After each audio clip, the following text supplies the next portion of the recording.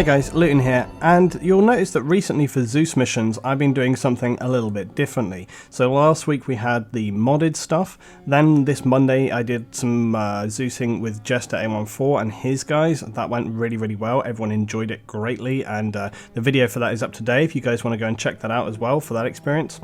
Now this Friday coming I've got another new plan, and I'm kind of trying out new ideas at the moment so that I can try and see what works and seeing how much time it takes me in terms of admin and stuff, and then setting it all up. So this week I actually want to try some PvP ZEUS. So we're going to have two teams of 20 players, okay, and it's going to be public open.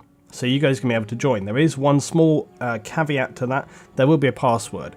And what will happen is that on Friday the server will be locked and I will get on, I will get things set, and then the server will open so that you guys can actually get on, but you will require a password. And on Friday when I post my short video here on YouTube, I will post the password there in the description for that video so that you can find out what it is and join the server. I also will be posting on the Ahoyworld forums so that members there can join, but it's open to anyone. It's going to be first come, first served. But there will be some small tweaks and rules. Now obviously it's going to be very important that the people playing play together, and it's also going to be very important that the people playing are focused on what it is that they're doing and not just screwing around. So this event will be adminned, and if anybody is screwing around or just not getting on board with the people playing, then they will probably be sort of requested to, you know, get in or get out basically.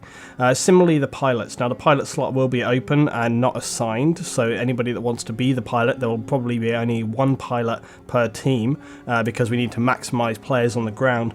And so the person, there may be two pilots, I think, I'm not entirely sure. 20 players, 2 pilots, that seems about right. So maybe 2 pilots per team, but as I say, those will be open. If it seems that one team's pilot is incapable or just not experienced enough, again they may be requested to step out or be kicked out. Each team, as you can see here, will have a small base, not unlike this. They will have some resources of transport helicopters, some air-to-ground helicopters, some CAS support. You'll also have some lightweight armor going on, not main battle tanks but sort of APCs. And then also some lightweight car vehicles, again some with guns, some with not. Now there are a couple of other elements to consider here in terms of rules, how this is going to work. What is it going to be? PvP? It's going to be TDM? No. There will be some set missions that I'm going to lay out. Some of these will be escort missions, some of them will be capture and defend missions, some of them will be attack depending on which team you're on, and there'll be various objectives associated with those. Also you'll notice that, you know, this is the location for one of the bases, the other base is somewhere else over here. Now I will go over and take a look at it, but one thing that's going to be another rule within this, and the rules will be stated on the map, so when you go to the map you'll be able to check the rules and any other information you require. Attacking each other's bases will not be an action, okay, so and also be outlawed. If anybody or any player is seen to be attacking the other team's base, that person will be automatically kicked and most likely killed by me. It's not something that this is about. It's not about attacking each other's bases and killing everyone back there. It's about completing the missions and working on those.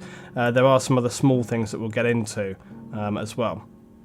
Now before I explain any of the other details, I will just say that, you know, this is an experimental test run. We're going to be seeing what happens. There may be some things which don't go smoothly, there may be some things which don't go right at all. Hopefully I've tried to iron out as much as possible before we get into it, but we'll see what happens on the day. There are a few things which are going to be different. Number one, you're not going to be able to access any loadout that you want. There will be restrictions on the gear that you can take. This is to ensure that we keep a sort of balance between what equipment people are taking out and not all running, you know, snipers, LMGs, AT missiles, basically not taking too much equipment. There will probably be some sort of set parameters on what people can take. There will also be obviously sets on uniforms, so you'll be playing as different factions. One of you team will be playing as the kind of brown coloured CSAT, the other will be playing as the NATO forces, the light tan.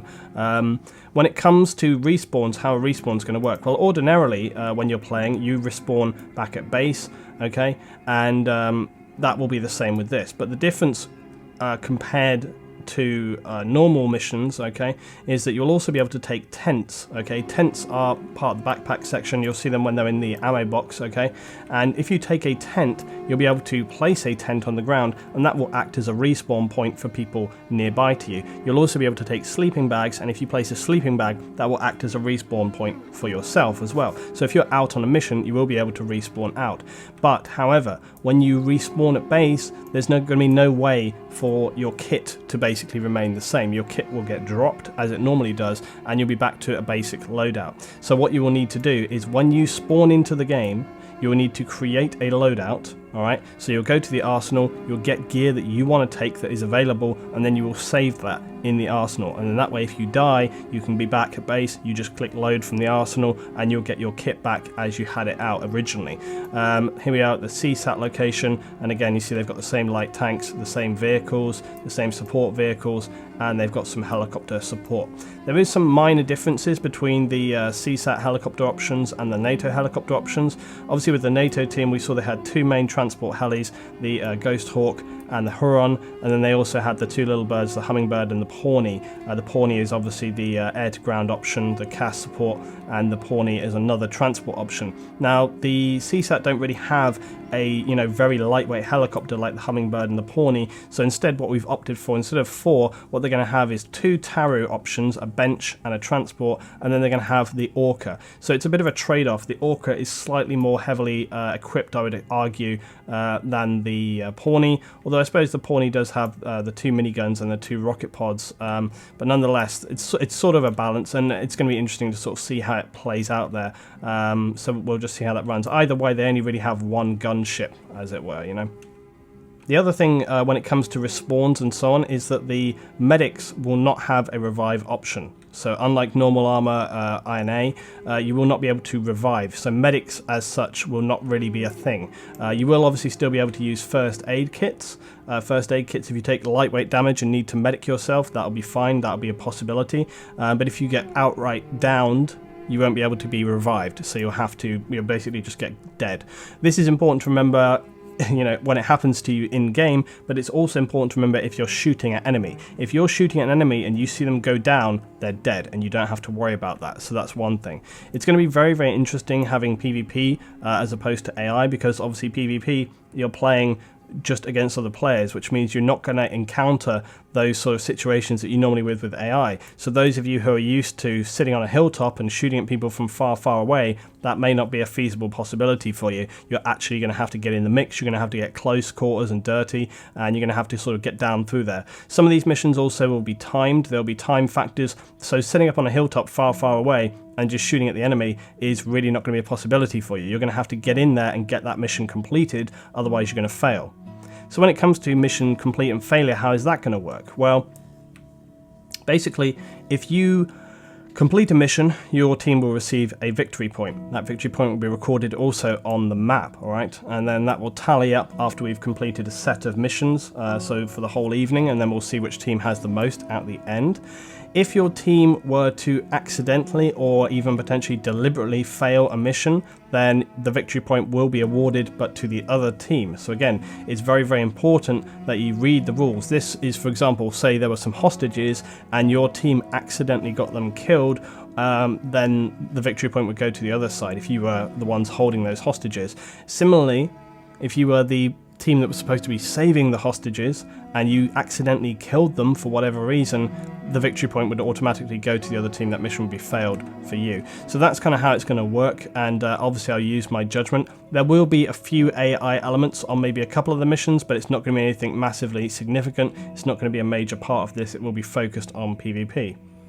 So that's basically it, guys. That's all I can think of. I guess the only last thing that I would say is that when you're coming to this night and you get onto the server, I cannot emphasize enough that you should try and join the Ahoyworld TeamSpeak. Though you'll be able to set up rooms okay, and participate there, and it's very likely that someone will already have those set up. It's very, very important because you're PvPing, you're going to need that level of communication. You're going to need to hear from your team where the enemy are, and if you don't have that, you're going to be at a severe handicap. It's going to be vital. So if you're playing, please consider that you are going to need to get onto the TeamSpeak. You're probably going to need to have a microphone, or at the very least be on there and listening to what is happening and communicating with your team in text chat in game. If you are not willing to join the TeamSpeak, I would actually request that you don't join this night, because it's very, very important. There will be 20 slots per side. That's going to be 40 players plus obviously myself, and as I say, this mission and this evening will be adminned, so anybody who's thinking to come in and cause issues,